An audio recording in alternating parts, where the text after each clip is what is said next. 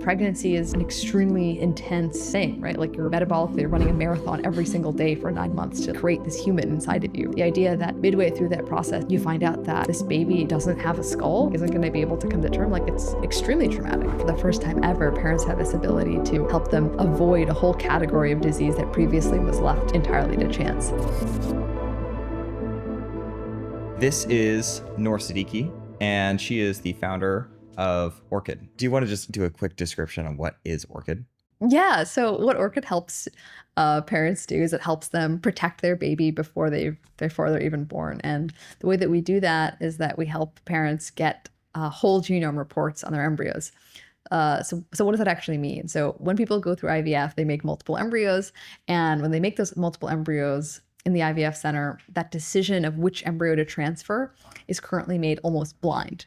Right. So they have extremely limited information. So about 1% of the genome. And they usually do this sort of beauty contest where they look at the embryo under a microscope and they say, based on the morphology or how does it look under their microscope, they choose which embryo to transfer. Right. So what Orchid does is it completely changes that. It upgrades the amount of information that parents get access to. Instead of that 1% of the genome, they get 99%. Which means they get 100 times the data. They can scan for thousands of diseases that previous technology completely missed. And it allows them to make a more informed decision going into their pregnancy and avoid diseases like pediatric cancers, adult onset cancers, birth defects, neurodevelopmental disorders, genetic forms of autism, more genetically complex diseases where it's not just driven by a single monogenic condition, but things that are driven by the cumulative impact of many millions of genetic variants. So things like celiac disease, things like heart disease, schizophrenia, bipolar. You can also look at genetic risk scores for those diseases and then quantify the genetic risk of each embryo. You can see, okay, this embryo is the 99th percentile of risk versus this embryo is in the 50th percentile of risk. So what parents are able to do is they're able to move the genetic risk of their embryos, which previously, for you and I, is an immovable risk factor, right? Like you have this decision in life of, do I want to smoke or do I not want to smoke? Great. That like drastically changes your health trajectory, but our genetic risk is fixed. So what's really powerful about this tool is that for the first time ever, parents have this ability to genetically bless their child, right? Help them avoid a whole category of disease that previously was left entirely to chance. It's really exciting for parents to be, already, using these tools today to, mitigate the disease that, they're most concerned about for their family. Do you want to talk about where we are and like the baby shower today? Yeah. So today we're, by the amazing Golden Gate Bridge. We have an amazing water view, and it's in honor of Astra, one of the Orchid babies that was born. And it was just amazing to get, the entire community, surrounding the parents and the new baby. And there's some other Orchid babies that are in San Francisco that got to attend. So, it's just really, I think, unfortunately unusual to like be surrounded by a bunch of babies in San Francisco, but we made it happen.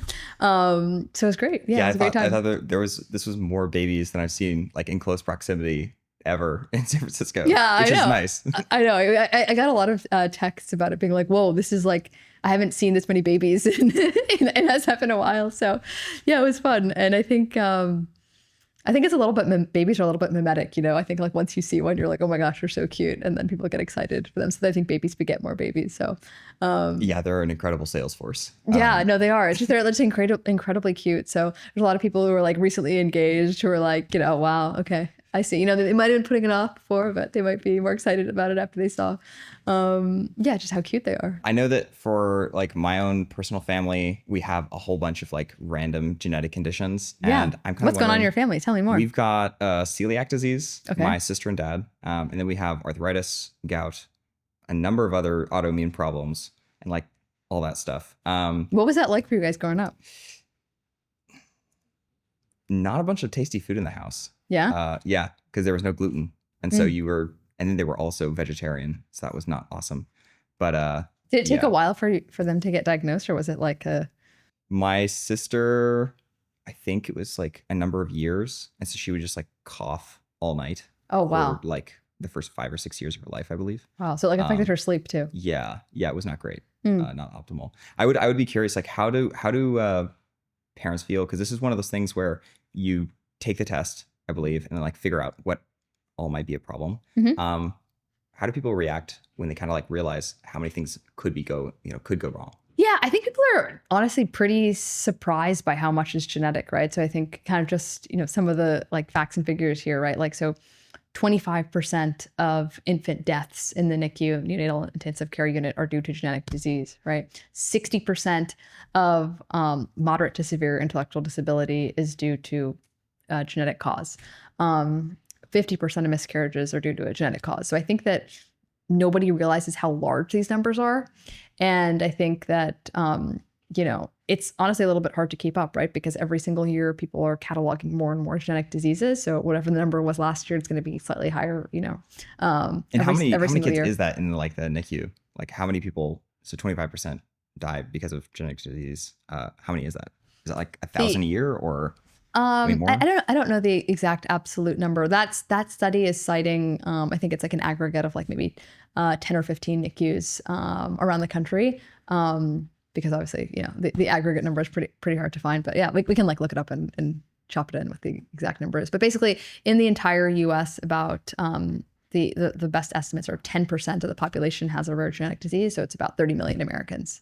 But obviously, it's a very small subset are infant death, right? Yeah. Obviously, that's like the most severe. That's like one super severe category. Another really interesting stat, I think, is that about 25% of people who are in the ER as adults who are there for a non-traumatic injury, right? So who aren't there for a car crash, under 40, the reason why they're there ends up being for a genetic reason, right? So it's crazy, right? Like people have these sort of ticking time bombs and they occur at sort of a random time, right? So for my mom, she started going blind in her 30s, right? And that was a sort of a genetic ticking time bomb.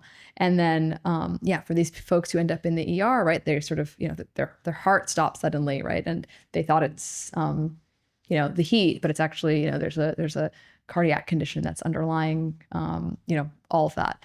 So yeah, I think it's really surprising just how, like the fact that it's a double-digit percentage.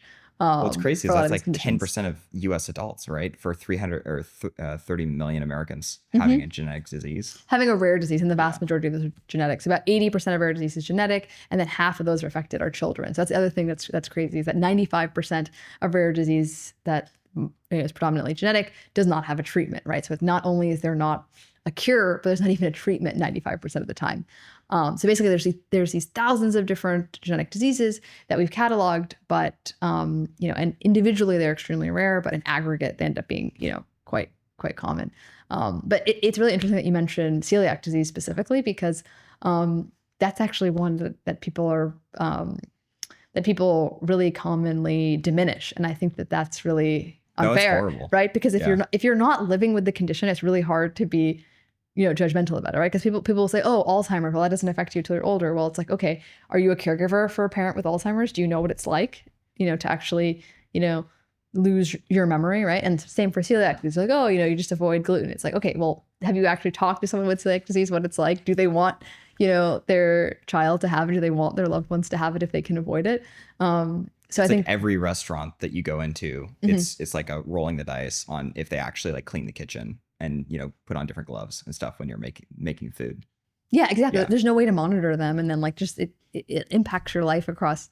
Like, okay, so then if you accidentally, it's not even an accident, right? Someone told you that it's going to be fine, but then in reality it wasn't, and then now okay, you're messed up for the next 2 days. Like, it's not fun to like have that kind of uncertainty. How fast do you think, like, personally, I'm going to immediately adopt this. And I think most of the people that I interact with will. But how fast do you think that it's just going to be like, when will the last baby that's not pre-screened be born, is your guess?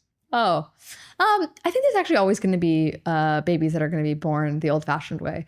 Think about smartphones. Say smartphones are probably one of the most like widely, spread technology, right? There's like, I think, billions of smartphones out there, but it's still not everyone has one, right? So, I think when it comes to something like, babies, right now, over 50% of births are accidental, right? People like are not planning their pregnancy and they get pregnant anyways, right?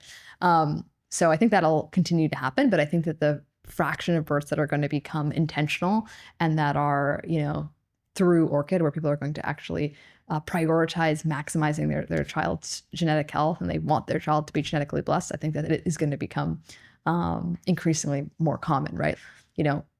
Fetal alcohol syndrome has gone down since, we now know that it's a condition, right?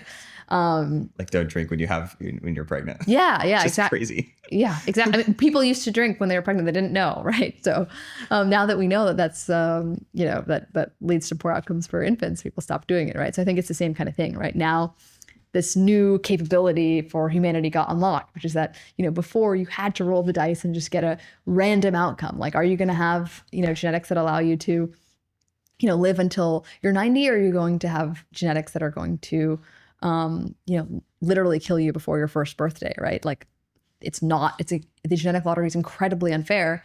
And now you finally have this ability to make it more equal and more fair for everyone, right? Everyone gets to have, at the start at the same place, right? Being able to just like have all your limbs, right? Have your vision, have your hearing, right? I mean, I think it's really easy for people to take that for granted because a lot of the people that you interact with, are sighted, can hear, don't have neurodevelopmental delay, but there's this huge, fraction of people, like millions of parents, right, who have children who are never going to be able to live independently, right, who are never going to be able to meet developmental milestones like being able to walk, being able to talk, being able to,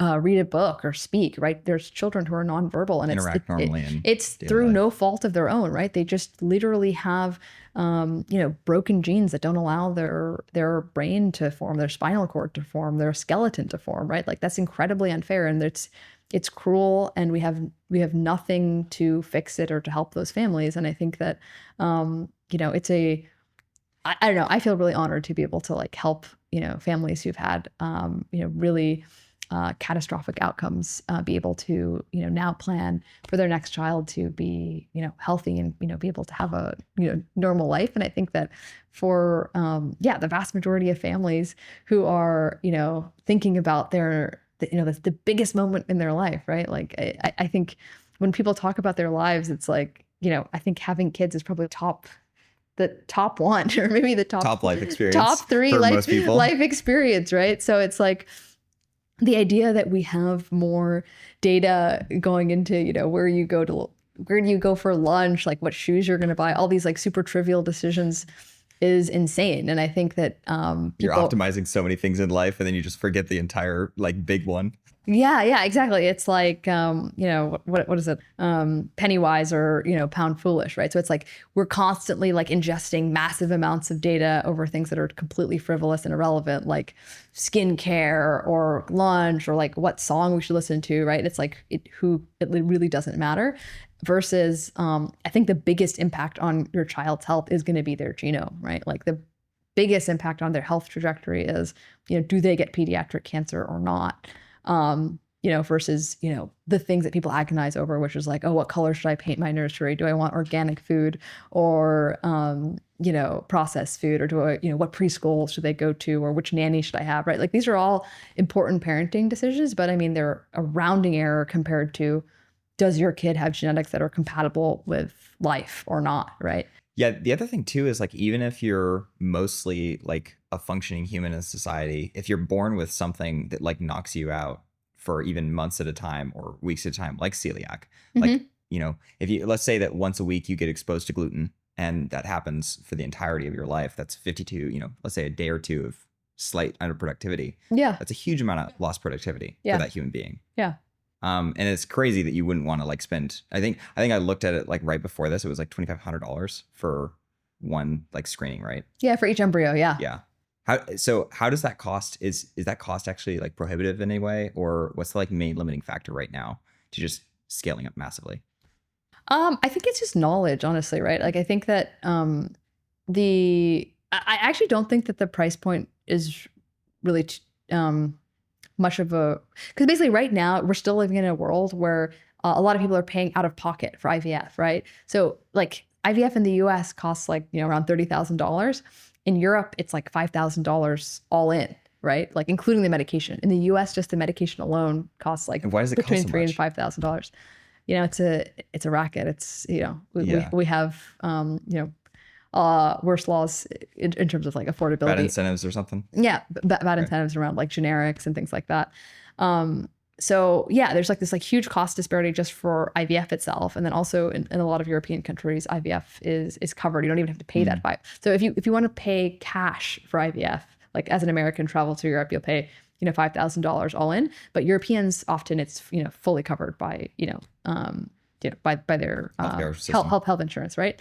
And so there's like this like massive difference in what the cost is in the US versus in Europe.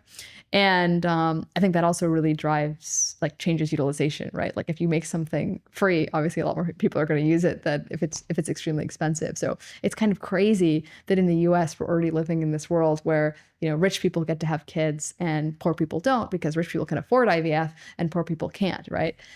So the population of people who are already getting IVF today, where they either can pay out of pocket for it or they, you know, have coverage through their employer, for them, you know, for the vast majority of them, 2,500 per embryo isn't make or break, right? I think that the larger problem is that how do we make it so that everyone can afford IVF, right? So IVF now is taking that, you know, national stage, right? Trump is kind of famously saying that he's now, you know, the father of IVF, which, you know, isn't factually true, but it's still great that he's like, you know, embracing the technology finally.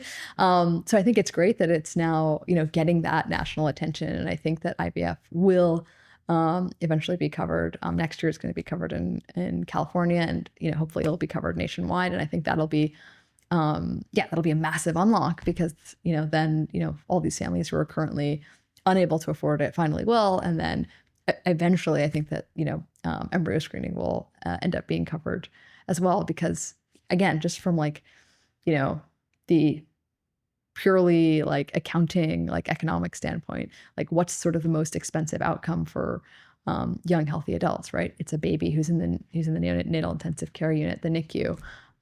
And so many, we just talked about how like a quarter of those are genetic.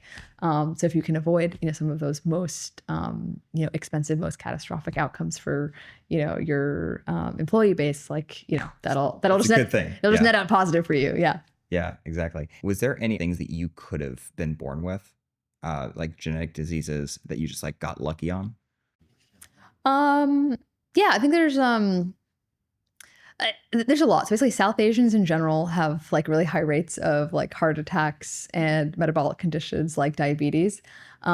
So yeah, like my grandfather got a you know, I think double bypass. So it's sort of like, you know, it's just not fun, right? So South Asians get heart attacks 10 years earlier and are twice as likely to die than, you know, almost any other ancestry. So yeah, like that's something that really matters to me, right? Like if you look about like all cause, you know, mortality, what kills people most often, it's cancer and heart disease, right? So, you know, heart disease is obviously up there. So yeah, that's like something that like really matters to me in terms of like, okay, hey, like, you know, with embryo screening, you can, you know, cut your, you know, our embryos relative risk by 30 to 80%, right? So that's like a massive number, especially since the base rate of heart disease is already so high in the population, but then even higher, even more enriched in South Asia. And so I think that's a big one. Fortunately, that hasn't affected me yet, but did you screen yourself for it and you're like good, or not yet? Oh, heart disease. Yeah, I'm actually fortunately not at super high risk. So yeah, I guess I got, again, like kind of won the genetic lottery there too. But even, I guess what I'm saying is like, so even even if you're at lower risk, if you have a higher rate in your family, then you're still at higher risk than average. So I'm basically at average risk for South Asians, which is still higher risk than Caucasians. So basically, to me, that's like one of the most useful things to minimize risk for, because the base rate is so high. Other families are like super interested in things that are sometimes, you know, more rare, like, you know, schizophrenia or bipolar disorder. But again, they're kind of interested because they had a family member that was affected, or they themselves have suffered from it. So it really just depends. I think that's something that is just yeah, just pretty surprising to me, because something that one person will think is like totally inconsequential, doesn't matter at It's all, really important to someone else. is super important. Yeah, like I think celiac is like one of those examples. Yeah, we got a really solid concoction in my family. I think one of my aunts has lupus, Hmm. which is also another fun one. But anyway, I'm very excited to basically screen out all that stuff from my offspring, I Yeah, think. that's Yeah. awesome. I would be curious, like personally, I would want to give my kids advantages. Hmm. And I'm wondering like how soon are we going to be able to kind of like screen for like intelligence and that sort of thing? Yeah, I think people are, I would say, primarily interested in health. Like, I Hmm. think there's like, some interest in this type of stuff, but I think that the vast majority of families that we actually talk to, I mean, even if you just talk to people in general, right? They're sort of like, oh, um, you know, how is mom doing? How's baby doing? Right? Like, are they healthy and happy? Right? Like I feel like that's like the primary thing. There are models for, some of these other things like, height and, eye color and height. Orchid is just focused on, you know, Just on, purely like preventative kind of on stuff. health specifically, because I Okay. think it's just more important. It's like the most critical thing, right? But yeah, there are models for some of these other things, and I think that eventually it's probably going to become much less taboo than it is today to do that. I mean, if you think about the history of IVF, like sex screening was originally met with like really Like intense backlash. backlash and like a lot of moral hand wringing, right? And now sex selection happens, routinely all across the country. People do IVF cycles electively for sex selection. So they call it family balancing. So people will have, two boys and they really want to have a girl for their third. So they come and they do IVF totally electively. They don't have any fertility issue and they do it for sex selection, right?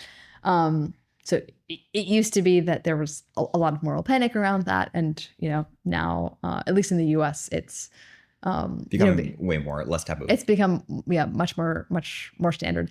But at the same time, even today, if you think about India or China, sex selection is actually not allowed there. So you cannot report the sex of an embryo in India or China. And people I think in the US often have this impression that, oh, in China that's like the Wild West, and you can learn anything you want there, but it's actually much more restricted there, right? So surrogacy is also not allowed in China. So there's actually a ton of fertility tourism from Asia and a lot of other parts of the world to the US to get access to advanced embryo screening, like Orchid, to get access to To be able to decide. surrogacy, or to basically just get uncensored access to information about other embryos and to make these kinds of decisions, right? I mean, also China, famously had the one child policy, right?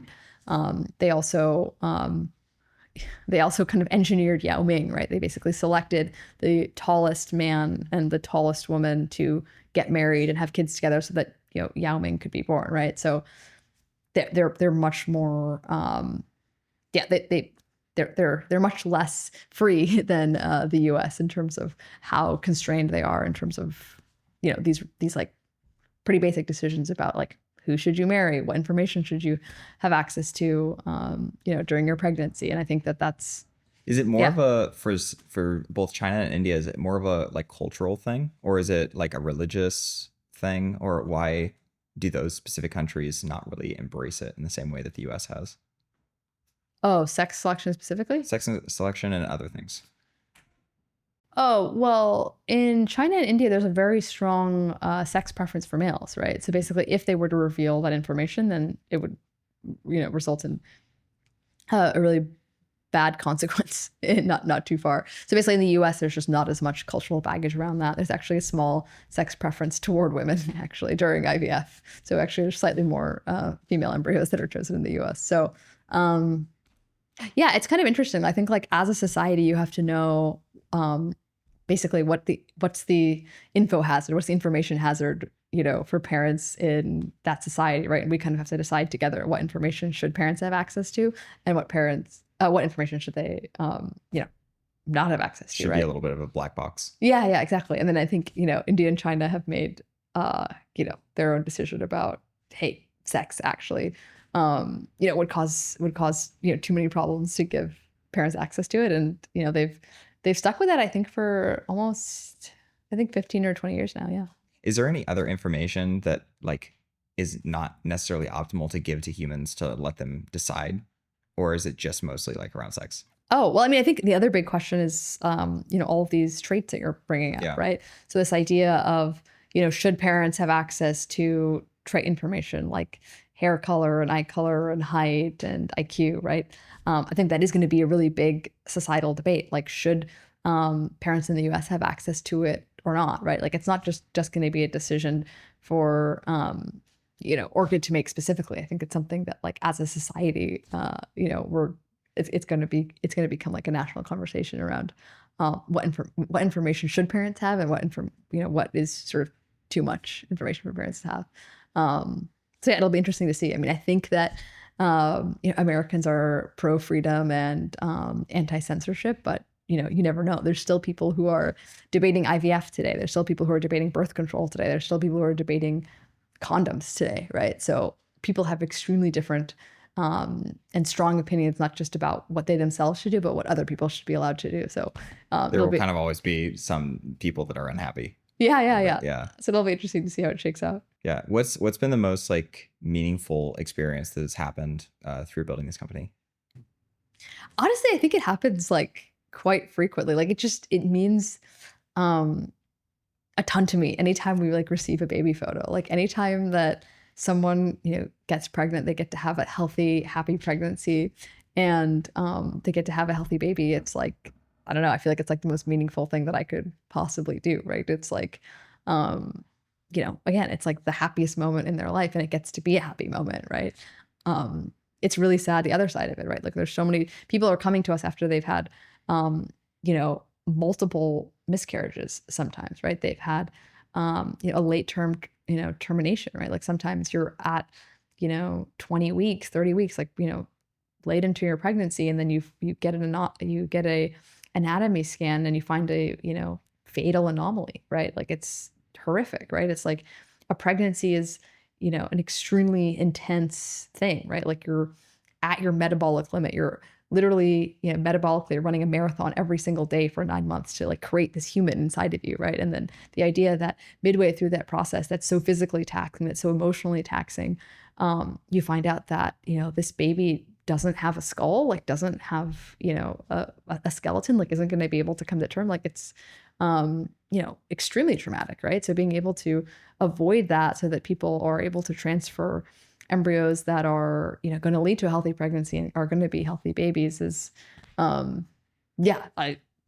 couldn't be like more honored to be able to work at that moment in people's lives, because it's something that has like so much meaning for them, and it's such a like drastic consequences for that child's future. And on the like flip side, from kind of like the most meaningful thing, what is the thing that kind of keeps you up the most at night?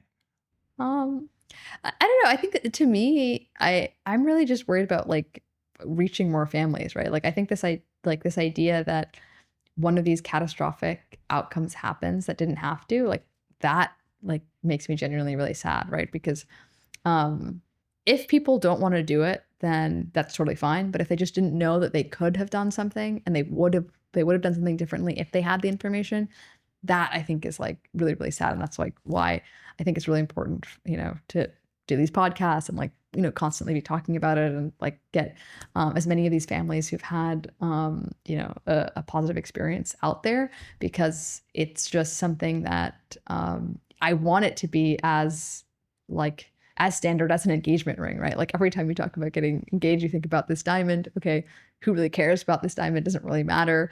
Versus, okay, like the health of your baby is something that's going to matter for their entire life. There should be a conversation around like, okay, how can we maximize the chance that this child is healthy? Like, what are the conditions that run in our families that, that science understands a little bit better now, that we can actually quantify and, minimize the chance that something that affects our child. I want that to be like a more central part of the conversation around having babies. And I think that that's like the thing that I would say is like the biggest worry is that, hey, are there families that could benefit from this that just don't know that it's possible, right? They have never thought about this idea of, oh, I can make embryos, freeze them, and then transfer the one that's unaffected. I know. I think I looked it up like earlier today, and it was something like 2.5% of all births are IVF. Yeah, about in the US, it's about 2.5%. Do you know what the number is in Copenhagen? No, It's is it? almost 10%. Yeah, isn't that crazy? It's almost double digits. And again, it's like, oh, it's subsidized by the government. It's like free for people. So yeah, you get utilization that's like So is 5x higher. is one of the things that you're gonna kind of have to do is try and figure out like how to get the government support on kind of rolling this out and making it basically free for people, just kind of incentivizing it. I think that governments are going to choose to cover it, and I think that that'll have sort of a that will trigger other governments to act, right? But I think that the great thing about it is that it doesn't require that to get started, right? Like families like around the country are already benefiting because they get to vote with their feet. They get to say that, hey, this is the thing that's going to benefit my family, and I'm going to go seek it out wherever it is that I have to go. Some people are taking flights from like around the world to get access to this. For a lot of Americans, it's nearby in their city. They don't have to travel too far to get access to it.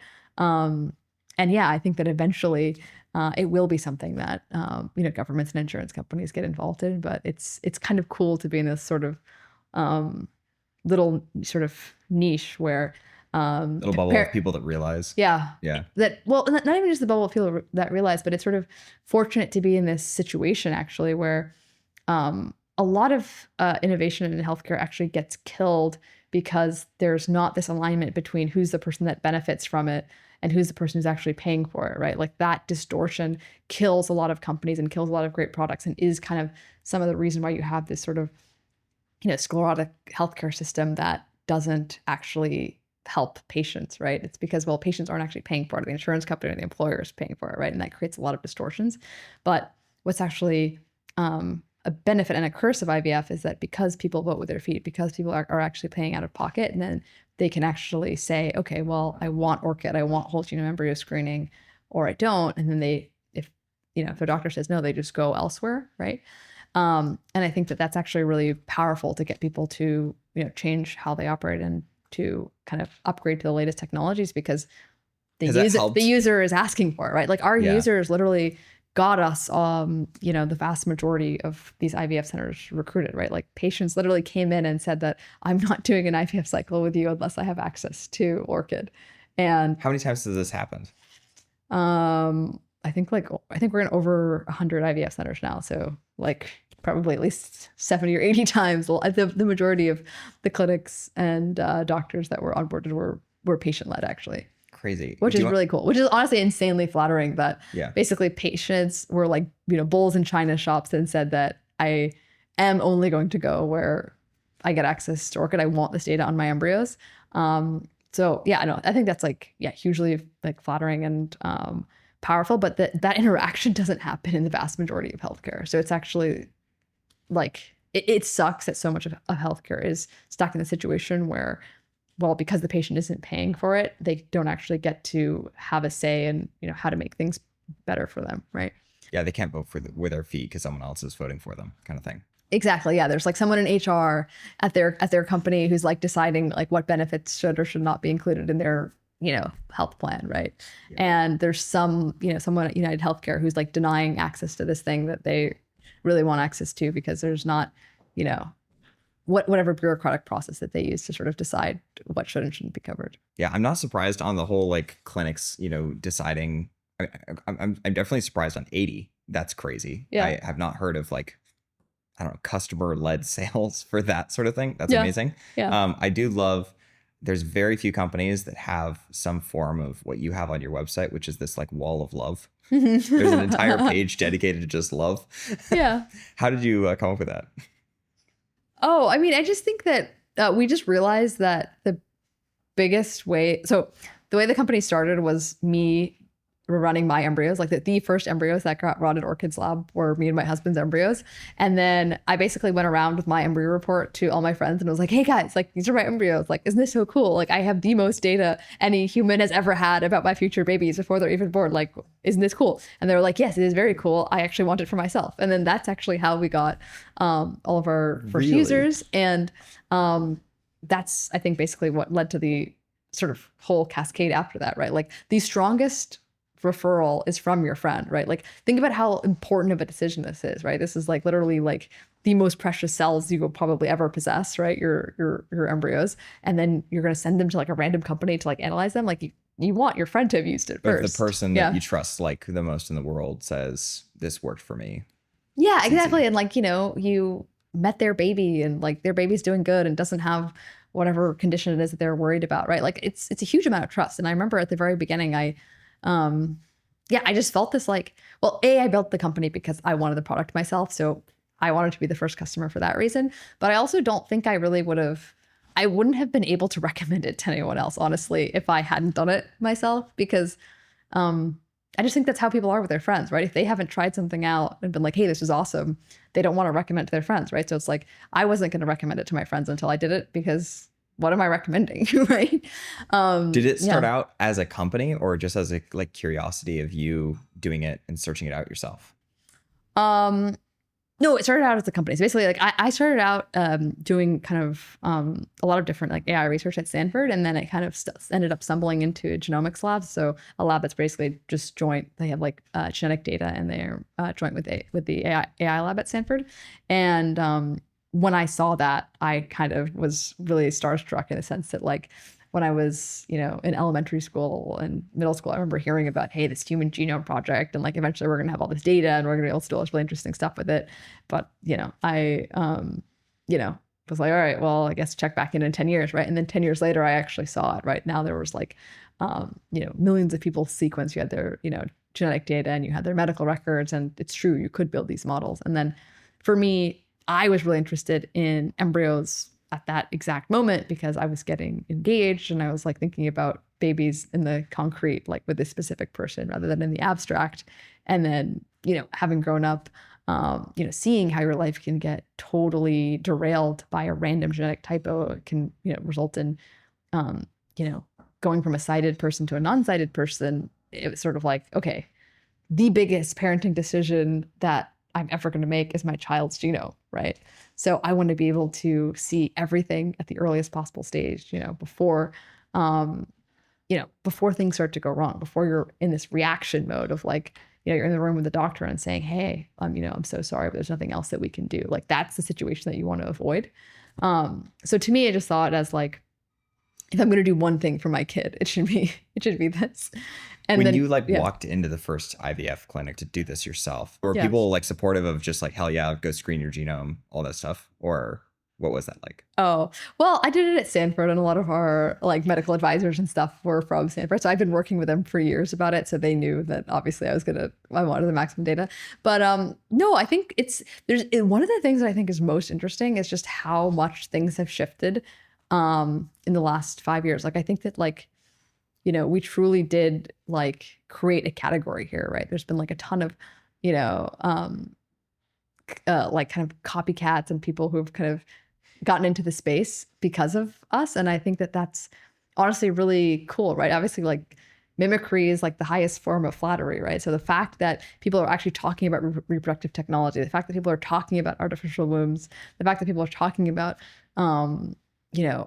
IVG, in vitro gametogenesis, the idea of making, egg cells from skin cells. I think all that is like really exciting because it used to be way more sci-fi, and now I feel like it's become way more mainstream, right? And this whole idea of embryo screening has also become way more mainstream. Like I think, in the last like 6 months alone, it's been like in like the New York Times, CNBC, GQ. It's like every major publication It's on people's minds. are talking about it, and people are tweeting about it, and like these babies are getting not just like national but like international coverage. So I think that's actually it's shocking to see how fast that shift from like, oh, super sci-fi movie to, oh, like here's like, you can go do it. Yeah, you can go do it. And it doesn't cost that much. It doesn't cost that much. And not only that, but it's like their friends are doing it, right? And it's like, oh, I know someone. Like it's now like, oh, it's not just like people are doing it, but it's like I know someone who's in it, or like I've met babies who are created this way, right? And I think that kind of like familiarity really makes it much more concrete and tangible for people. But I think it also results in some of that outrage too, because people are like, oh my God, it's actually not just a movie now. It's like, it's really happening. And that feeling of like, hey, this could actually be like the default way that people have babies in the future, right? And I think that people are, I think, starting to see around the corner of like, oh, that actually is, what's likely, because people want to know all this information before it actually hits them. If you look at any new technology, there's like, first there's people that are like, oh, this is awesome. Then there's some people that are like, whoa, this is, I don't want that type of future, whatever. I don't want to embrace it. But over time, it generally like trends towards people kind of forgetting about caring about it. And then they all just kind of like do the new thing. Yeah. How has that kind of been with IVF in the first place? And then like history of IVF. And then also with this now, is it kind of like mirroring what's happened in the past? Yeah. I think there's always been these moral panics around every single reproductive technology. So I think a lot of people don't know that there was actually 2 different Supreme Court cases that were fought over condoms, right? Over like women getting access to condoms. Yes, there's 2 different Supreme Court cases. The first Supreme Court case was so that married women could get access to condoms. And then the second Supreme Court case was so that unmarried women could get access to condoms. So previously, before those cases, they were banned under obscenity laws, right? It was considered obscene for a woman to be able to control like when she got pregnant. Right. So the idea of doctors giving out condoms was literally something that people were jailed for. Right. This is in the US, like less than 100 years ago. Right. Like, so that was. Is this like the 1950s? We're talking about 1965 and 1972, just for women to get access to condoms who are married, and then till 72 to get access to condoms for unmarried women. Right. So it's like that. It caused so much moral panic, so much consternation. It literally had to go to the Supreme Court to give women this right. So that's just condoms, right?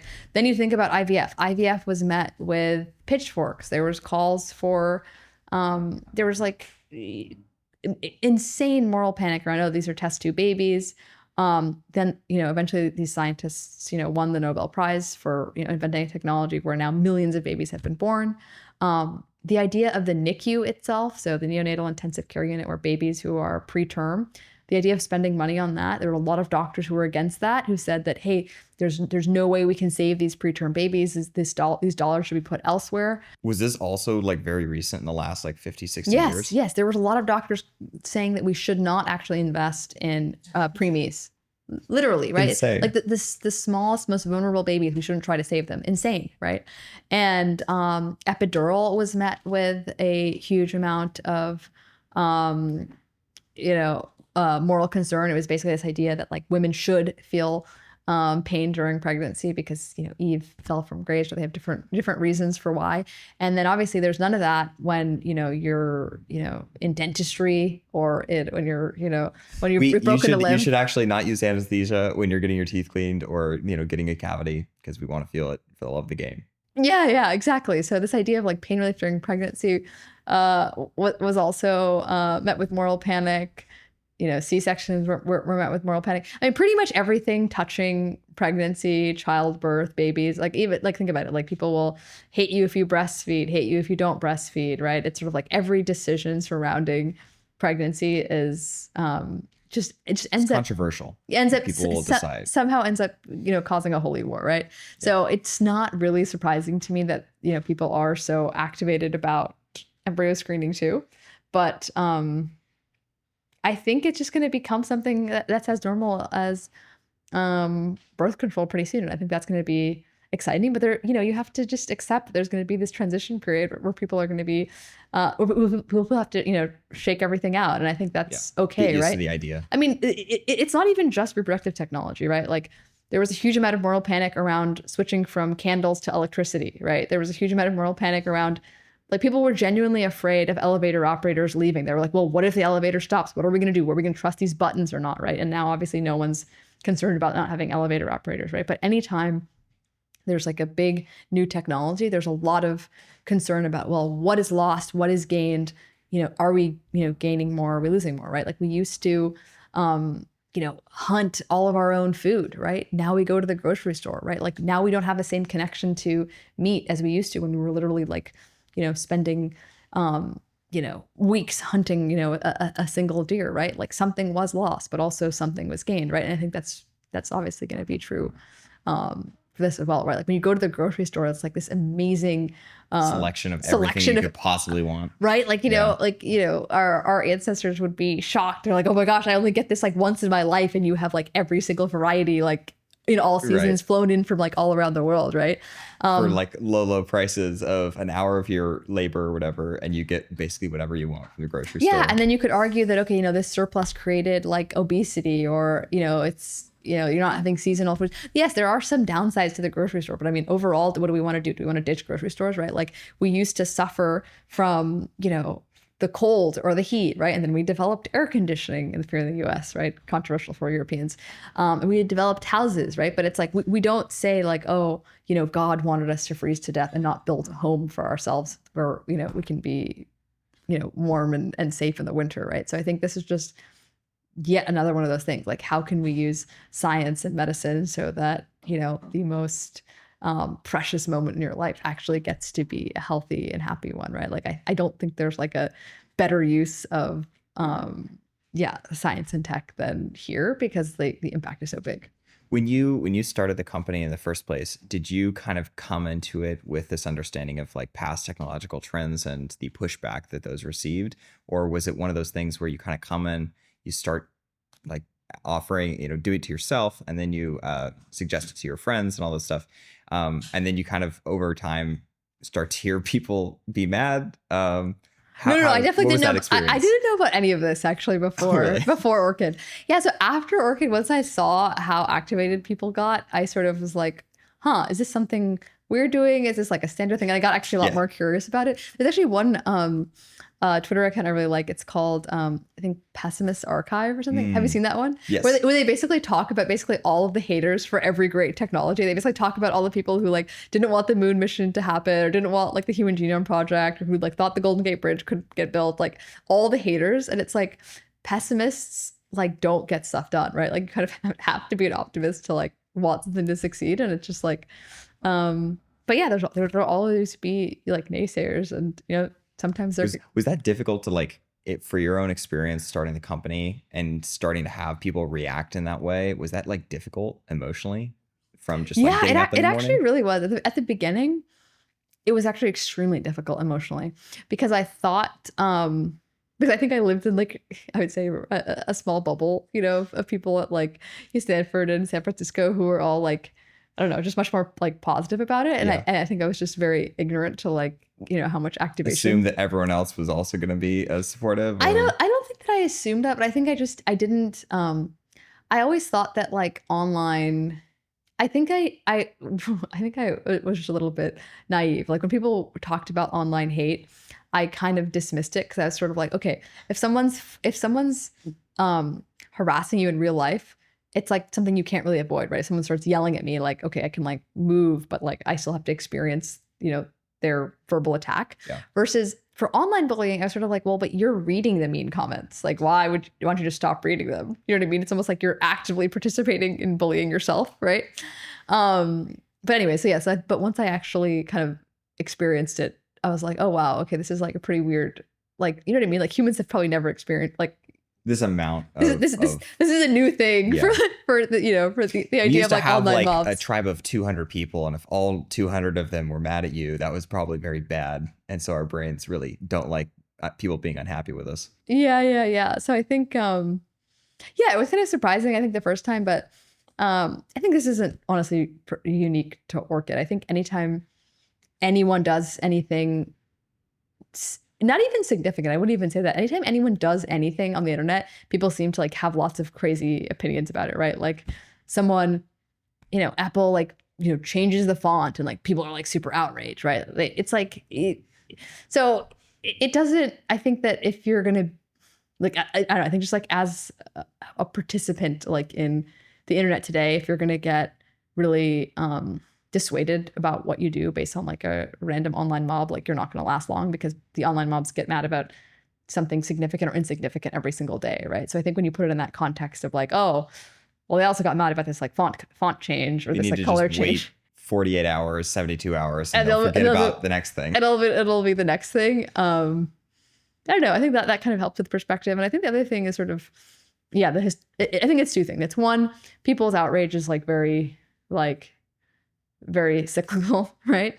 And the second thing is just from that historical perspective of like, okay, don't feel like, oh, this is like a just you thing. This is just like a standard thing that always happens to literally anything new. For the very first like IVF clinic that you guys signed on, that was just pure you going out and talking with them, correct? The very first case was me. So yes, I talked to them about me. But yeah, after that, all the additional cases were recruited by our patients, right? So this, like Wow. I basically talked to, a bunch of friends, and then some fraction of those people did it. And then they started recruiting IVF centers as they started doing it themselves. Yeah. Crazy. Was that roughly or relatively easy once people started to like go into IVF centers and say, can you please use this? And I want to, screen everything. Was that a relatively easy sign-on process, or did they push back? There was pushback. I mean, some people had to go to several IVF centers because people were like, hey, what is this new weird thing? Right. Like, yeah. So I think it kind of depended, right? I mean, some of the time people were sort of more open to it if they kind of had a direct relationship with maybe one of our, one of the like clinicians that we worked with who's already used it. They're kind of, maybe might be more open to it. But there's a lot of people who had to, really be a bull in a china shop and kind of like run through walls and like really pressure test their IVF center and their doctor into, trying it out for them. And then kind of the doctor flipped after that, and they were like, oh, wow, like these reports are actually really amazing. And like, this is going to save me a bunch of time on this huge category of patients. Right. But like that initial first step of like just trying a new thing is really hard. But I think it's, we just ended up getting really lucky and fortunate that like our first users were just incredibly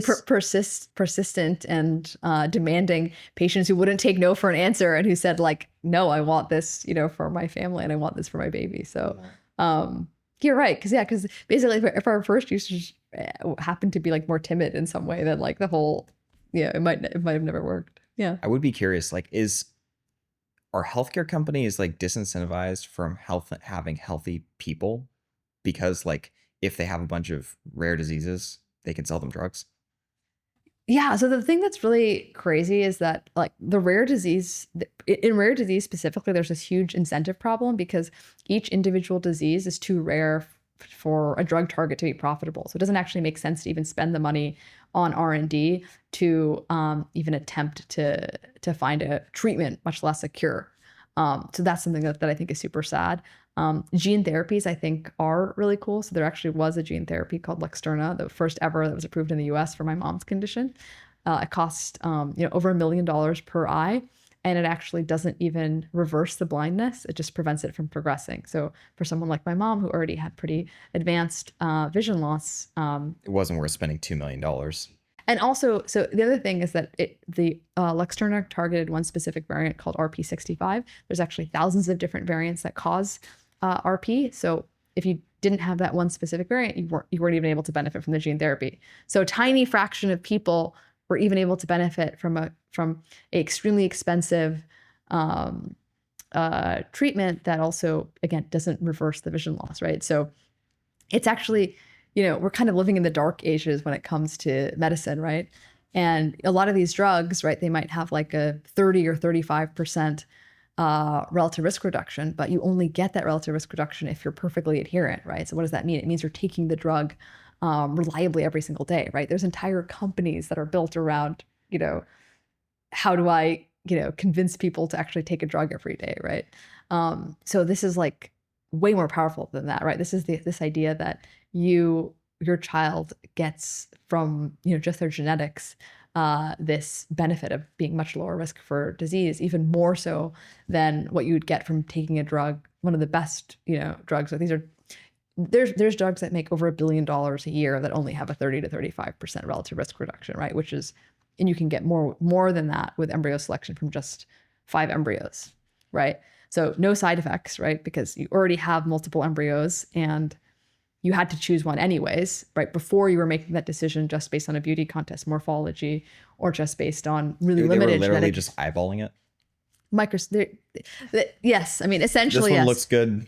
Click. Yeah, they call it morphology. They say there's, grading of embryos, but there's also been studies that show that if you rotate those images, then the same embryologist will rate that, will give a different grading for that embryo, right? So there is this, there's issues with like any sort of human visual grading system. Crazy.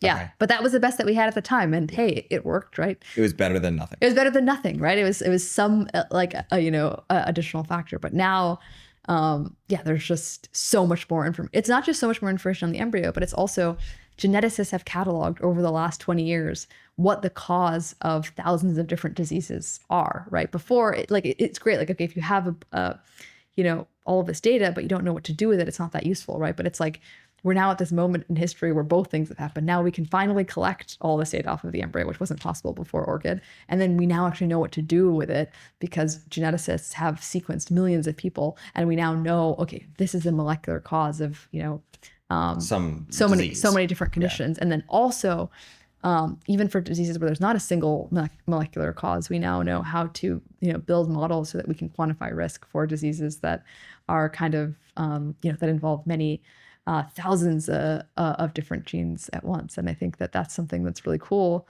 because, like, not smoking is like a really great life decision, but, it sucks that there's this huge portion of risk that previously, you're just stuck with it at birth.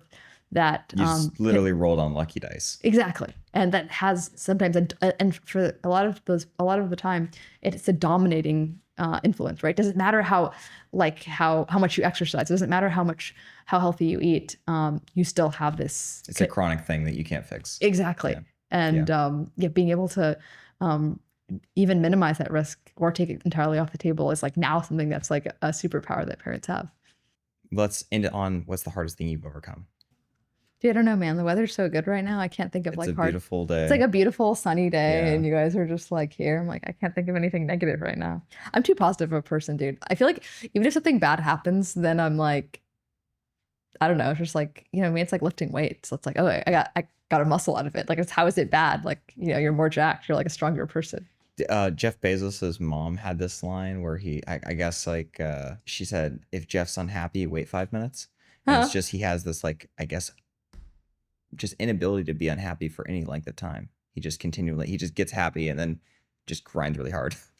Yeah, I don't know. Yeah, I don't know. I'm not trying to be dismissive, but like, I don't know. This is like, maybe I'm just being like overly optimistic or something, but like every hardship is an opportunity, right? Like anything that's like really hard to do, like just ends up being like a really good story later. So it's not really a hardship, right? It's almost just like it's a cool story, right? Like, I don't know. There's been lots of things that were like hard building the company, but like they were obviously good, right? Because in the end, like everyone involved, like me and, this like great team that we've put together, everyone becomes like more solid, more stoic, smarter because of it, right? Like you have to get battle tested in order to like build anything great. So you got to like, I don't know. I feel like I've maybe just like learned or something, just like to have this attitude of like excitement toward any problem. It's like, okay, cool. Like, well, we can solve it, right? Because I don't know. It's like kind of like it's part of the fun, right? Like if it was going to be super easy, then it's very strange. I recently, like, I've heard the saying, like, if I knew how hard it was going to be, I wouldn't have done it or something. Mm-hmm. And I'm like, I just don't agree with that. Like, even if something's extremely difficult, if it's going to be super worthwhile and like fulfilling to do, like, fuck yeah, I want to go do it.